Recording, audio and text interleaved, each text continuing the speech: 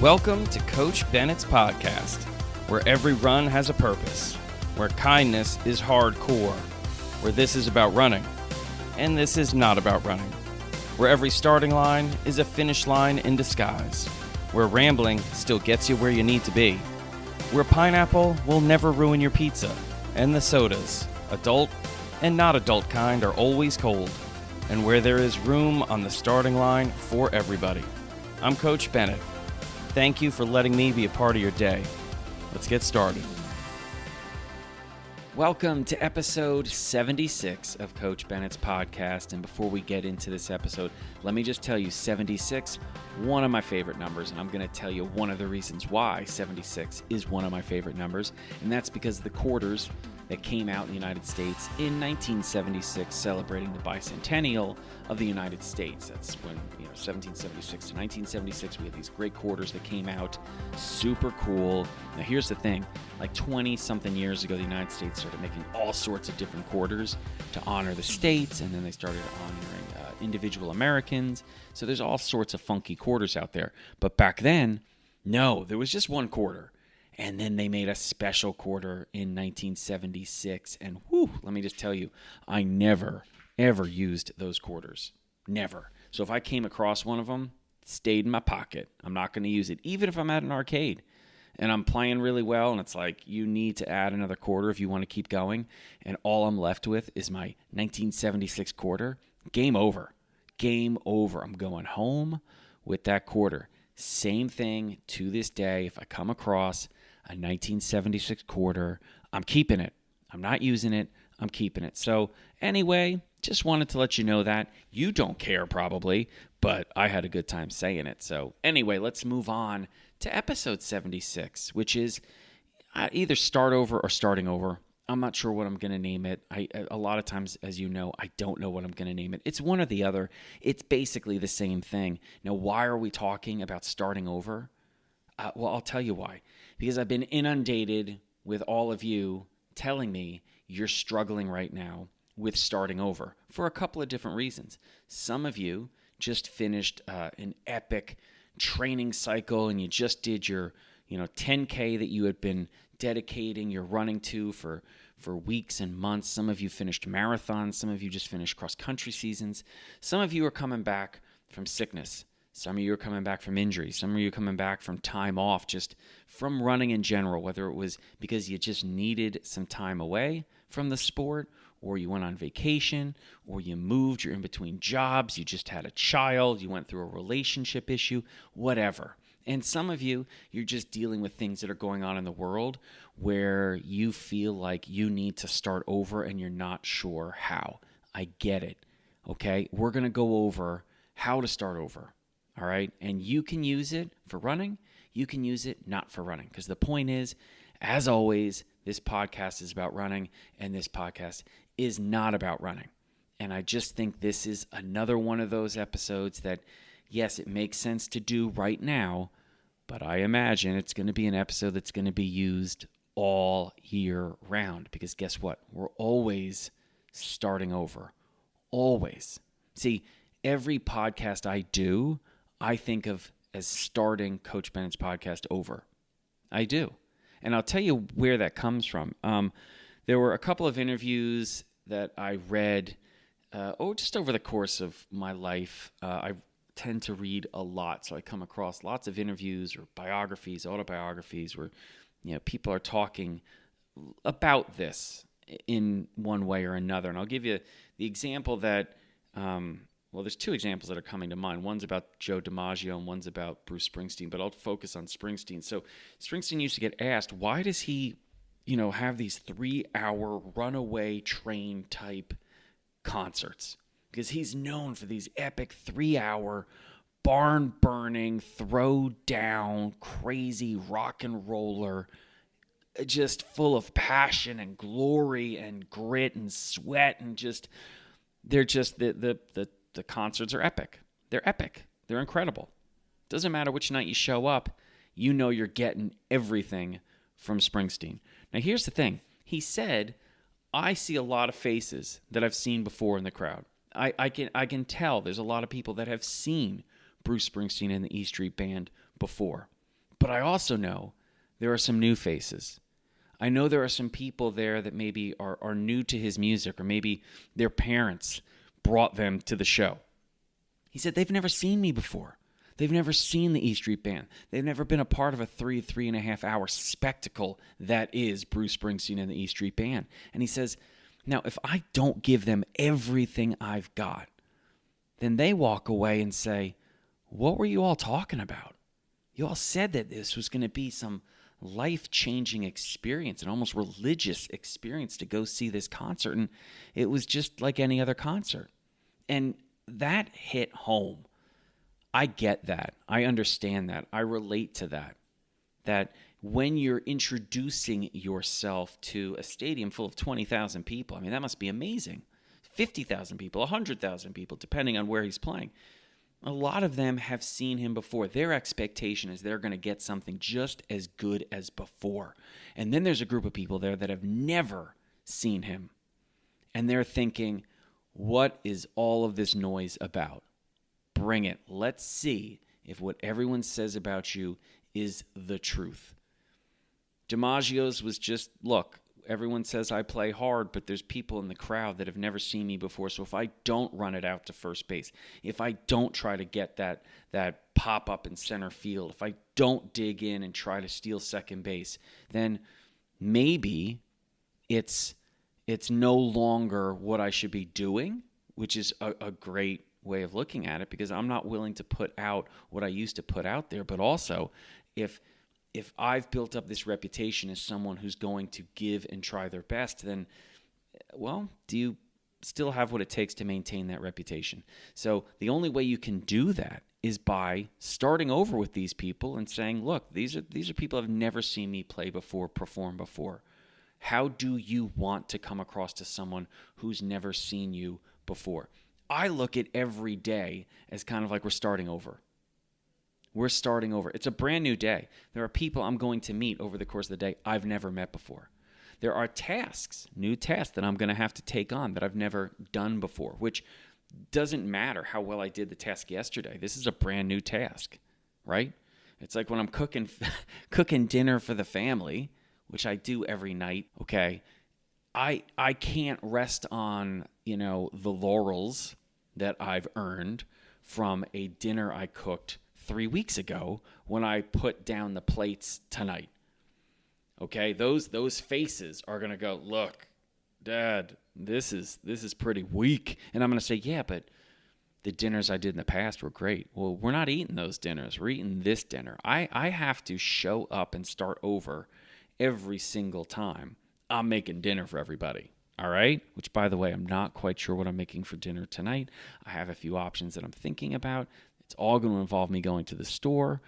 I no longer enjoy going to the store. I used to go with like some music. I'm just tired of going to the store right now. I'm in a little bit of a lull here where I'm like, oh, I don't want to go to the store anymore. Oddly enough, when I'm cooking, I know no one's asking, but I'm just going to tell you, it would be interesting to hear what you find most annoying, since I'm basically cooking every single meal year-round, more or less. My wife, Tammy, Coach Bennett the Greater, she cooks Thanksgiving dinner because, obviously, if you're going to cook one meal a year, do Thanksgiving, because everyone cheers for you and stuff and says, oh, it's amazing that you did all this work, No one cares about Tuesday, February 11th dinner.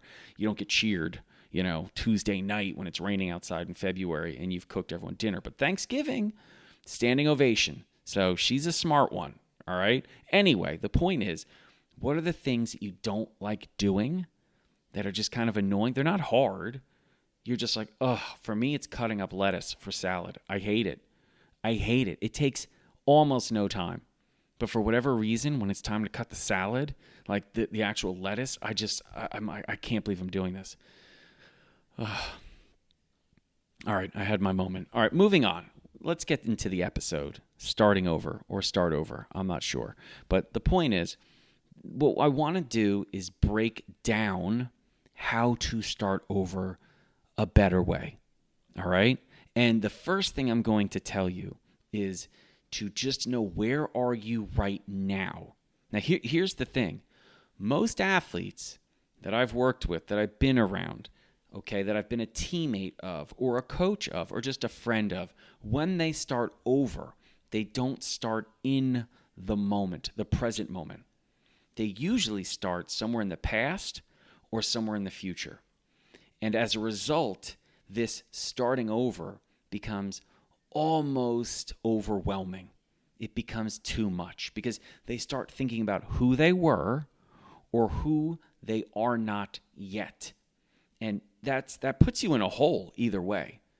I mean, think about it. Let's imagine you're starting over after an injury, okay? And let's say you were out for 3 months, all right? So this was a significant injury, and you were away from the sport for 3 months. Okay, so yes, you've lost some fitness. You've probably lost some confidence too. You've probably lost a little bit of motivation. Yeah, you were super motivated early, which was mixed with kind of, the regret and the sorrow of not being able to run. But it's kind of waned, and now it's like, okay, I'm excited to start up again, but it's just going to be so much work. And you start thinking those things like, this is going to be so much work, and this is going to be so hard, because you're already thinking about where you were when you stopped, which was, let's say, you were in great shape. You can define what that means for yourself. Maybe it means you could run 5,000 meters in a row without stopping. Maybe you were at week 14 of marathon training and you were running, 16, 18-mile long runs or 25, 30K long runs. I mean, it doesn't matter. Maybe you were consistently running. You were running 3 or 4 days a week. You define what that means. What happens is when we start over, we start thinking about where we last were, which means, well, I'm not running at all right now, and I was doing 30K long runs. This is going to be so hard. Or we think about where we are not yet. Maybe your goal is to run 5,000 meters in a row, and you're thinking, I haven't run in 3 months. I don't even know if I can run 500 meters in a row. How am I ever going to run 5,000 meters in a row? Or if you're training for a future marathon, how am I ever going to do 42.2K and all of this work? We either go into the past or we go into the future, when what you need to do is be right here, right now. Where are you now? Start with here, okay? And that leads you to asking a very simple question. What can you do? What can you do right now? Not what could you have done, not what can't you do. What can you do when you're starting over? That's where you begin. What can you do? All right? Too often we focus on what we can't do. That doesn't aid in our training. If you can't do it, we can't incorporate it into your training. What we can do is focus on what you can do. And if we work with that, then that will lead to us, hopefully, eventually, being able to do something that right now we can't do. But the focus should be on the can and not the can't. Because if you can do it, then we can do it. And it won't be another thing you don't do because you can't do it. I've never understood why people beat themselves up for what they can't do when they just did all of what they could do. It just makes no sense to me. I've given this example before when I tell people, if you can't do the run you want to do the run you can do. And if you do that consistently, guess what? You're eventually going to be doing those runs you want to do. And here's the example of that.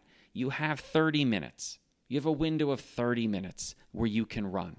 Not 40 minutes, not 60 minutes. You have a window of 30 minutes. That's it. Because of obligations in your life, okay? It could be work, could be home, could be school. It doesn't matter. You have 30 minutes. Then you run for 30 minutes. You wanted to run for an hour. You then beat yourself up for not running an hour. It makes no sense. You did 100% of what you could do. You're going to beat yourself up for an additional 100% of stuff you couldn't do? You had no possibility of doing that was not available for you to do. It's not like you had 60 minutes and you chose to do 30, even though you were physically capable of doing 60 and had the time to do 60. No, you had 30. You did 30. You literally did everything you could do. And now you're going to beat yourself up for doing everything you could possibly do. That's just stupid. It's terrible coaching as well. Terrible coaching. And it sets off these implications that maybe you're not aware of at the time, that your best is not going to be good enough. Your best is always good enough. Because guess what? It's all you can do. All right? So always start with where you are now. When you're starting over, you're on the starting line. Not a previous one, not a future one. This one. The only one you can cross is the one that's right here, right now. The next question you got to ask yourself, once you have cemented yourself, I shouldn't say cement because then you can't get out of it. Once and planted, that's probably the wrong word. Once you've placed yourself in the present moment, the next question is, well, where do you want to go? I mean, here we are right now. Where do you want to go?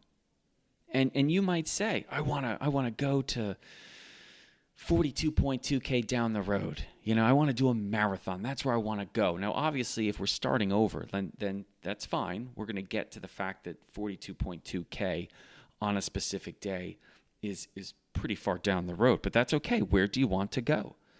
It doesn't have to be I want to go one stride ahead. You can talk about thousands and thousands and hundreds of thousands of strides ahead where you eventually want to go. That's totally okay. The next question, because and again, personalize this for yourself. I know you've been listening probably long enough, most of you, and if you haven't, when I'm asking these questions, they're not rhetorical. Like, I actually do want you to answer them, all right? So the question would be, where do you want to go? It may just be, I want to go for a run because I haven't gone for a run in a really long time. That's fine. It doesn't have to be something that's potentially months out there. It could be something that's relatively immediate, or I should say comparatively speaking, immediate to that 5 months, 6 months, 7 months long goal. It could be, I just want to go for a run today. That's fine. I would then follow up with a question for you. Why? Why do you want to do that? Why do you want to run a marathon? Why do you want to run 5K in a row? Why do you want to run consistently? Why do you want to go for a run today? It's really good because it reminds you of things that don't involve the numbers, all right? You're not going to say, I want to run 5K because I want to run for 5,000 meters. There's something else. It usually is associated with feelings, right? Like, well, I want to feel successful. I want to feel confident. I want to feel better about myself. I want to feel powerful. I want to feel like I achieved something. There's a lot of feelings that are in there, right? So ask yourself, why do you want to do this? Because those are some really powerful things to come back to. They're way more powerful than the fact that you say, I want to run 5,000 meters in a row just because I want to run 5,000 meters in a row. Well, you probably want to run 5,000 meters in a row for a lot more reasons than just checking a box that says 5K in a row. I imagine there's something internal that's saying, if I do this, I'm going to know that I committed to a goal and recommitted to a goal, that I challenged myself, that I worked on some of my weaknesses, I strengthened some of my strengths. This is that part where you got to have an honest conversation with yourself, all right? So why do you want to do this? Then what is it going to take to get there? What is it going to take to get there? And here's the thing. Like, this works for, like I said, either a long-term goal or a really, really short-term goal. What's it going to take to get there? If the goal is I want to go for a run today, what's it going to take to get there? Well, you're going to have to do the runs. You're going to have to find time in your day to do the run. You're going to have to get ready to do the run. You're going to have to figure out where you want to do the run. You're going to have to figure out, if you have to then have other things going on, whether it's childcare or does your homework have to be done first? Where are you going to do it? Just logistical stuff. Just basic logistical stuff. But it helps to know those things. Because I think what it does is it sets you up with kind of almost like an IKEA catalog. Well, that's probably the wrong thing. I'm terrible with IKEA catalogs. But it does tell you, like, hey, this is what you need to do to get the run done. For a couple of things, this is why I want you to do it. One, I think in some ways it simplifies what you're trying to do, which is, okay, all I need to do is put my shoes on, okay, get my headphones ready if I want to listen to some music or a podcast, something like that. And then I got to make sure that I have the time. So I may be babysitting my little brother. So I'm going to ask my sister if she can cover for me while I go for the run. I'm just going to run from home. It's really hot, so I'm going to wait till a little bit later. All of these things are achievable. It may be tedious, but it's achievable, which is great. It's really important to know that it isn't this massive impossibility to get this run in. Also, it takes a lot to get a run in sometimes. And I think it's important to understand that too. So you're not beating yourself up for being like, why don't I run all the time? Well, you may have a lot going on in your life. It may not be that easy where you can just, decide I'm going for a run. Like I just mentioned, there's a whole bunch of steps you have to take. Maybe you don't have someone who can watch your little brother. So maybe now you have to figure out, how does this work? How am I going to achieve it? Do I have to wait until my parents come home for me to go for this run? Do I have to wait until my sister comes home to do this and make sure that she can do it? Maybe I can't. Maybe I have to dust off the stroller in the garage and use the jog stroller. These are things where I think it's really good to not diminish the effort that you're putting in to do these things. At the same time, I think it's really important to map out what it takes to do it so you realize you can map out what it takes to do it, all right? So figure out what you're going to need to do to get it done. Then, how long is it going to take you to get there? Like I said, if you're thinking, I'm starting over and I want to run a marathon. Okay, that's awesome. That's epic. That's huge. It's going to take some time. It's going to take 16, 18 weeks at a minimum if you're starting over. And to be honest, depending on how much time you took off, and maybe you're using my idea of like I'm starting over, it's just a brand new day. So yeah, maybe it is 14, 16, 18 weeks. It could be 20, 24, 36, 52, 100 weeks for you to get to a point where, yes, on race day, you can cover 42.2K, 26.2 miles. Again, honesty is essential here. How long is it going to take for you to get to where you want to go now that you've decided where you want to go? And that's really, really important. The other thing is maybe it's, I just want to go for a run today. Okay. Well, how long is it going to take for you to get there? And this is almost the opposite side, where you're not saying, it's going to take me an hour to do this run. You don't have to do an hour run. Okay? You can do a 5-minute run. And maybe if you're coming back from an injury, the doctor says, I want you to start with a 3-minute run. It's important to remember that too, because just like you have to get comfortable with the fact that in order for me to achieve this, get to where I want to go, which is get to the finish line of a marathon, it's going to take me many, many months. Am I okay with that? All right? On the flip side, am I okay with the fact that in order to get to where I want to go, which is get a run in today, because I haven't run in months, it's going to take me 3 minutes. Now, here's the thing. So many of you have a problem with that. You have a problem with it only being 3 minutes. It's not enough, even though it is all you should be doing. So again, honesty is important. If you're trying to restart, understand where you're at now. Where do you want to go? Why do you want to go there? What's it going to take to get there? And how long is it going to take to get there? And sometimes it's being comfortable with how long it's going to take, and sometimes it's being comfortable with how little it's going to take to get there. It's day one. It's 3 minutes, buddy. That's it. Do not diminish the fact that 3 minutes is exactly what you were supposed to do, so you nailed it. Just like you nailed a 42.2K in 9 months from now. For some reason, we diminish achieving what we're supposed to achieve based on what we perceive as its difficulty or its size or how epic it is. I'll tell you what, when you haven't been able to run for months and months and months because of injuries, sickness, obligations, responsibilities, whatever, to get in your 3-minute run should be just as worthy of celebration as completing a marathon. Just tuck that away for some time, okay? The other thing that I want you to ask is, how hard is it going to be? How hard is it going to be? This goes along with how long is it going to take? Are you comfortable with the time horizon? And I want you to bring in not just the physical effort of the run or whatever task you're bringing on.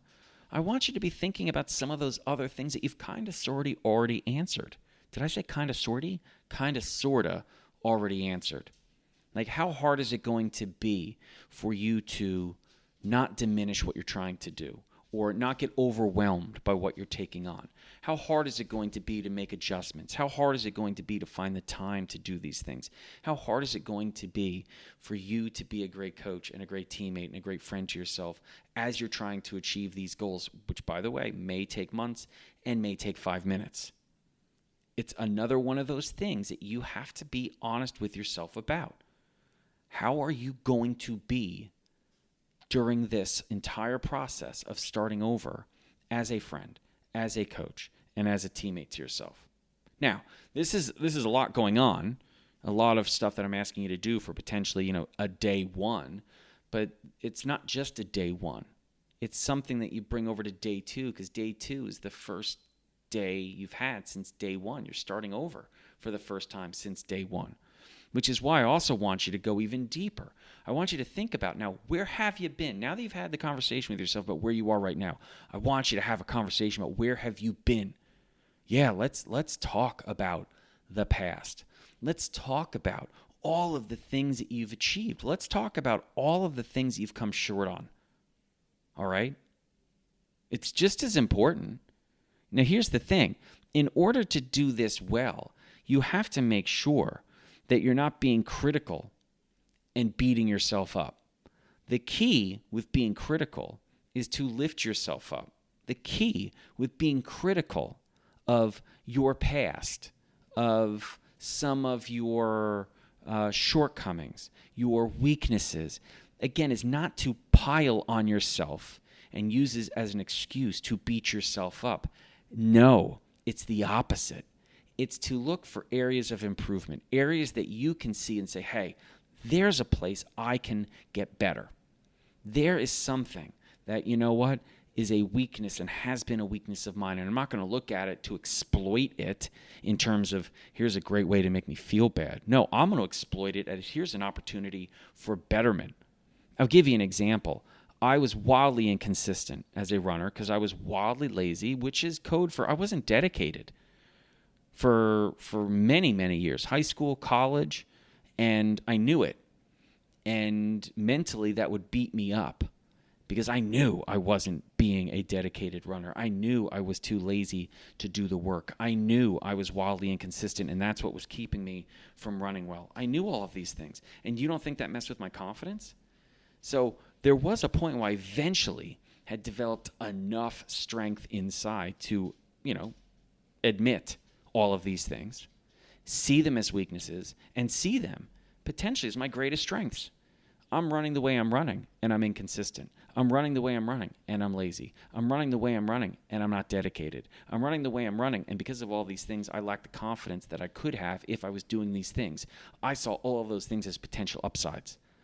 So I didn't have to look and say, well, the only way I'm getting better is if I just run more and more intensity and more volume and more hard days and more strength training. I could probably do some of all of that, but I also could just be more consistent. I could just be a little bit more dedicated. That was going to lead to more confidence. And just by doing those things, I became a better runner. And it was the act of looking at my weaknesses that led to me having more strengths. So what I want you to do is look in the past, and I want you to hunt out those weaknesses and be excited and fired up every time you find one. Be pumped. Don't be nervous. Don't be shy. Don't be ashamed of those weaknesses. Celebrate them. Okay? Take them for what they are, opportunities for betterment. That's what I want you to do. That's why you look back. You look back because you have earned wisdom there, whether you realize it or not. There are learnings there that you can take into now to make you a better runner. This is about running. This isn't about running, right? That's why I want you to look back, not to look back and then look down upon. I want you to look back so when you look ahead, you can see even farther out. You can see a version of you that maybe was never possible before, but is possible now because you've acknowledged your past. You've brought the learnings and earned wisdom into the present, and now that makes you a smarter, more intelligent athlete. All right? That's what I want you to do, because now we're learning from some of our mistakes as opposed to ignoring them. All right? The other thing I want you to do is think about how you make this easier. Honestly, I want you to think about how do you make this easier. We have this irrational desire to make everything in running harder. We think if it's harder, we get better. Well, you do have to do hard stuff. There's no way around it. The point is, you don't need to make the hard stuff harder, right? You can do harder stuff. That's great. But then don't make the harder stuff harder. It's hard enough as it is. I'll give you an example. If I tell you, we're going to go to the track and we're going to do 400s at your 1,500 meter pace, your mile pace, okay? Your 9 out of 10 effort. I'm like, okay, let's do it. And we set out to go do it. And I say, but you know what I want you to do? I want you to wear these. Everything seems fine. No, you're not in trouble, but I just want you to put on a wet pair of jeans. Why would we put on a wet pair of jeans? Don't get me wrong. It will make it harder for you to run mile pace. But why would we do that? The goal is to run mile pace. Make your mile pace feel as easy as possible. That's the point of the workout. Runners, we think we're just so stupid sometimes. Like the whole goal is to make everything harder, which is why we don't realize that when we're jerks to ourselves, that we're just making everything harder for no reason with no benefit. And I guess that's my point. If there's a purpose to a workout, then don't screw it up by making it harder than it needs to be. And take this into your training, take this into the run you're about to be doing, take this into your life. What are you doing to make your life harder than it needs to be? Or, to phrase it a better way, how can you make this easier? That's what I want you to think about. How can you make this easier? I gave you the example earlier of trying to figure out, what is it going to take to get this done? And I used the example of just going for a run and trying to figure out, all the responsibilities you have. Now, if you do that, you're going to find, hopefully, some openings in your day where, with relative ease compared to other parts of your day, you can get this run done. So, just by planning things out, you can make it easier as opposed to going all willy-nilly and just trying to wing it. And what's going to happen is, if you're like me, you're like, oh my goodness, the only time I can run is right now because I got to cook dinner and now dinner's going to be rushed and I'm stressed and I'm rushing. I'm trying to get my shoes on. And when I go out for the run, all I'm thinking about is how I got to get back, and I'm not enjoying the run because I'm stressed and I'm so mad at myself for delaying this. And why didn't I do it earlier in the day? I should have planned this out. I just made everything harder. I made the run less enjoyable. And as a result, being stressed on the run, being frustrated on the run, being pissed on the run, mentally beating myself up on the run, I'm not getting as much out of the run as I could have. And I'm not just talking about the physical side. I'm talking about the emotional well-being that is associated with going for a run. So ask yourself, how can you make starting over easier? What can you do? And how can you make this harder? Sometimes just asking, which is basically the same question, slightly differently, we're going to come up with some different answers. So I know they seem similar if you really think about it, but you may come up with some different answers to that second question. So how can you make this easier? And then guess what? Take advantage of those things. And how can you make this harder than it needs to be? And then look out for those as scary things on the road. Steer clear of those things. Do not try to make this harder than it needs to be. There's no benefit to doing that. The other thing I want you to do, which coincides with this question, strain right here with how can you make this easier and how can you make it harder, is who can you count on? And if you hear pitter patters, yes, that's one of my dogs walking around. Who can you count on and who can you not count on? Because these are the people that can help you make this easier or will make this harder. And listen, again, honesty is the key. How can you make this easier? How can you make this harder? And who can you count on and who can you not? And now this is also important. If there are people in your life that you can't really count on to help you in this foray, all right? Well, there's a couple of types of people here. There are some people that maybe you just don't need in your life. And then there are just other people where this isn't their strength. This isn't their thing, all right? And maybe it's not even their responsibility. So don't put them in a position where they're just going to let you down and maybe not even know it. And then you have some other people that may surprise you, that maybe they can support you in this foray. Maybe they can be there in your corner. Maybe they'll be inspired and motivated by what you're doing. So really be honest with yourself about these people in your life and take advantage of the people in your life. And now remember, this doesn't take advantage and mean they're disadvantaged, all right? A lot of times you hear take advantage of them, and that means like, ooh, are we pulling one over them? No, take advantage of the people in your life that can support you. And guess what? In a lot of ways, they're better for it too. And what you may find is you end up supporting them even more as well. So who can you count on? Who can you not count on? And I just want you to know that along the way, you have to come up with mileposts to celebrate. This is the fun part. It's also a hard part because we don't like celebrating ourselves. We don't. I know that. I was just speaking with an audience yesterday, and I said people are way more uncomfortable when I am celebrating what they've done than when I'm being critical of what they've done. They get all sorts of squirrely when I say, listen, what you did was extraordinary. People get weird. And I think it's because they don't believe it. They've spent so much of their life telling themselves they're not enough that when someone finally tells them they're more than enough, it's hard for them to take. It's much easier to hear, you're not good enough, this wasn't that great. So what I want you to do is I want you to find mileposts along the way where you're going to celebrate. I'll give you that first example that I gave about the 5-minute run. I want you to celebrate that first run. A lot of people are like, well, it was just first day. The first thing you're going to do is diminish what you did. Well, it's just 3 minutes or 5 minutes. The doctor won't let me run any longer. You just had 3 months off from an injury. You just did a run. Are you kidding? Celebrate the fact that you're back. Well, it's not like I'm really back. I was running 30K. Oh, just listen to yourself. Take yourself out of your body and pretend you're talking to someone you care about and see what your reaction would be if that person you cared about just said, I've had 3 months off and I just ran for 5 minutes for the first time. Would you say, yeah, but you were running 30K? No, you wouldn't, unless you're just a complete douche canoe. You would never do that. So why would you do it to yourself? It's incomprehensible to me. Be a better teammate to yourself. Find mileposts that you're going to celebrate. All right? It could be after the first run. It could be a week of successful training. It could be getting through your first crap run.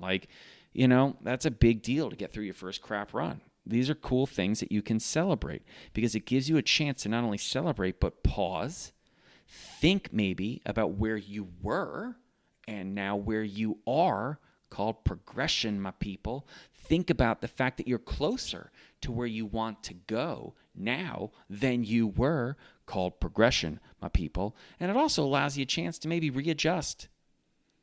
Shake up the goals a little bit, change the direction you're going. Maybe you want to go somewhere different. And like I'm saying, this isn't all just on day 1. This is on day 12 and 15 and 142 and 378. You're constantly starting over. This exercise, I know it seems like, oh my gosh, these are so many questions, but it's really not. It's really not. If you break it down and see what I'm asking you to do, it's a couple of minutes of conversation with yourself. And you don't have to go through all of these every single day. But I do think it helps to have some of these conversations every single day. Because we're not just talking about running. You got a lot of things that you're starting and starting over and starting again every single day in your life. So these are conversations that, you should work into your day. It can be while you're waiting for an elevator, you're sitting on a train, you're hanging out in traffic, you're on a run.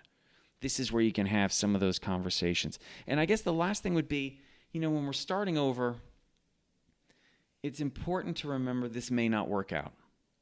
So whatever this ultimate goal is, this place that you want to get to, what you want to achieve, you may not get there. I don't think that's being negative saying that. I think it's being real. You may not get there. So I think it's important to come back to, why are you trying to get there? What is it about this journey to there that you're looking forward to? What is it that if we don't get all the way to where you want to go, you're most excited about seeing, experiencing, feeling? What is it that's going to change potentially about you? Are you going to be aware of the changes that have occurred within you for trying to get there? And then, lastly, just because you don't get there, that doesn't mean there's not a better place you can go. It also doesn't mean that you won't eventually get to there. Maybe it is the same there that you want to try again to get to. And you know what you do? You go through everything we just went through. Where are you right now? Why do you want to get there? How long is it going to take to get there? Are you being honest with yourself? Are you okay with the time horizon? Where have you been? What did you learn from the journey to here, which isn't there, which is okay, because we've still earned some wisdom along the way. How can you make this easier? How can you make this harder? And the process starts again. And it's not something where you think, oh my gosh, we're just like on a hamster wheel. No, this is life. This is life. Every day we're starting over with a little bit more life having been lived. Take advantage of that. That's the point. And there's always going to be a there we're heading towards. That doesn't mean we're constantly unsatisfied. No, it's being satisfied with being on the journey to there. And sometimes we get there and guess what? There's another mountaintop we see and we're like, let's check that place out. Maybe there's something a little bit lower we want to check on over there. Maybe there's a different group of people we want to explore and go on an adventure with. That's what it's all about. Starting over doesn't mean something negative. It means a new starting line, a fresh starting line, a new journey, a better adventure. There's possibilities. That's what's exciting.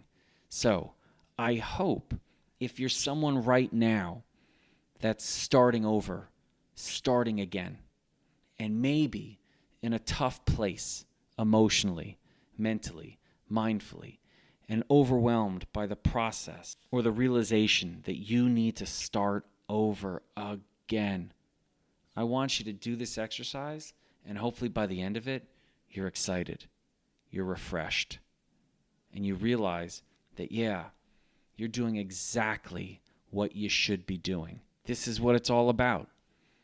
Every finish line is a starting line in disguise. But we're not at the finish line of this episode yet because we've got a Mindset Minute. Oh, yeah.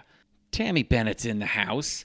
That's right. Coach Bennett the Greater is here with 60 seconds of just awesomeness. So let me bring in Coach Tammy of the Show Up Society, Mindset Coach Extraordinaire. Coach, take it over.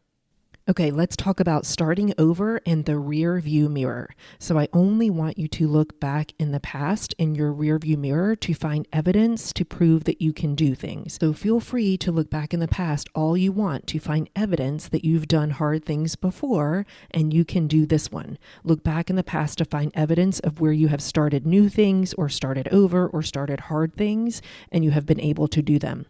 I don't want you to look in the rearview mirror to find evidence of you not being able to do things. I don't want you to look back in the past and beat yourself up for not being farther along by now, or for taking a break, or for any other reason that makes you feel bad. So when you're starting over, I want you to feel free to look in the rearview mirror to find evidence that makes you feel good and makes you know that things are possible, but we're not going to use the rearview mirror and looking at the past to do things that make you feel bad, like beat yourself up for taking some time off, and then get your eyes back onto that windshield and look out ahead of you at the future. I mean, really, so good. Always so good. Comes in, crushes it, and then just disappears. Just disappears, you know? I don't even know where she goes. She's just probably waiting for me to put dinner down. So anyway, the point is, thank you once again, Coach Tammy, for that Mindset Minute. Thank you to the listener for listening. Thank you for starting over with me here on episode 76 of Coach Bennett's podcast. Thank you for subscribing. Thank you for following the podcast. By the way, if you're not subscribing or following on the platform that you listen to Coach Bennett's podcast on, if you could do that, that would be amazing. And like I say every week, if you can give a rating and a review, also amazing. And just thank you for showing up. Thank you for listening. Thank you for being a part of this community. Thank you for finding starting lines in your life. Thank you for having the strength to start over. I'm Coach Bennett. Take care of yourself, take care of each other, and I'll meet you on the next starting line. Thank you so much for listening to Coach Bennett's podcast today. And if you're not already following or subscribed to the podcast on whatever platform you're listening, well, I really wish you would because it helps a lot. Also, check out the show notes because you'll find a link to Coach Bennett's newsletter, as well as all the social media sites that I'm on. Places like Threads and Facebook and Instagram and Mastodon and YouTube and even the artist formerly known as Twitter, whatever that dumpster fire is called today, you'll find a link to it because I'm on there. Thank you so much again for listening, and until next time, take care of yourself.